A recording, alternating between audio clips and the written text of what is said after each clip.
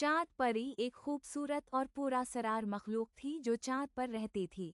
इसके सफ़ेद रेशमी बाल, चमकदार आँखें और रोशनियों से सजा हुआ लिबास उसे वाकई जादुई दुनिया की शहज़ादी बताता था। चाँद परी चाँद की सबसे ऊंची पहाड़ी पर रहती और रात को ज़मीन को नीचे देखती। उसे ज़मीन पर बच्चों की हंसी और खुशी की आवाज़ें बहुत पसंद थीं, लेकिन उसने कभी ज़मीन पर कदम नहीं रखा था। चाँद परी का सबसे बेहतरीन दोस्त एक छोटा सितारा था, जिसे वो प्यार से झिलमिल कहती थी।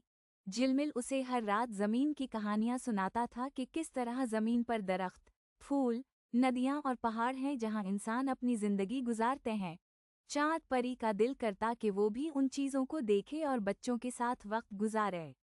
एक रात चाँद परी ने झिलमिल से कहा, मेरा दिल चाहता है कि मैं ज़मीन पर जाऊं और उन खूबसूरत बच्चों से मिलूं जिनके बारे में तुमने इतनी कहानियां सुनाई हैं।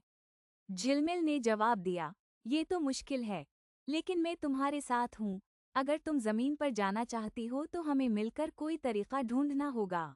चाँद परी और झिलमिल ने मिलकर मंसूबा बनाया। इन्होंने रात के वक्त एक जादुई फूल से नरम रोशनी की किश्ती बनाई जो हवा में तैर सकती थी। झिलमिल ने किश्ती को रोशनी से भर दिया, और जब सब कुछ तैयार हो गया तो चाँद परी किश्ती में बैठ गई। किश्ती आहिस्ता आहिस्ता ज़मीन की तरफ बढ़ने लगी।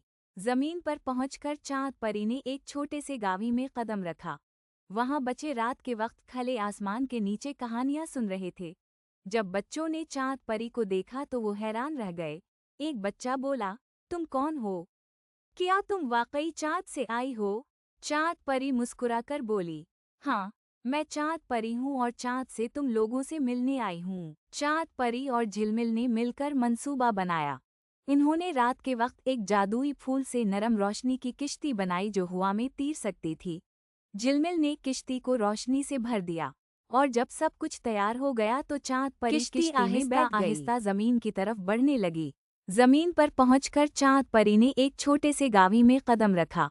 वहां बच्चे रात के वक्त खुले आसमान के नीचे कहानियां सुन रहे थे। जब बच्चों ने चाँद परी को देखा तो वो हैरान रह गए। एक बच्चा बोला, तुम कौन हो? क्या तुम वाकई चाँद से आई हो? चाँद परी मुस्कुराकर बोली, हाँ, मैं चाँद परी हूँ और चाँद से तुम लोगों से मिलने आई हूँ।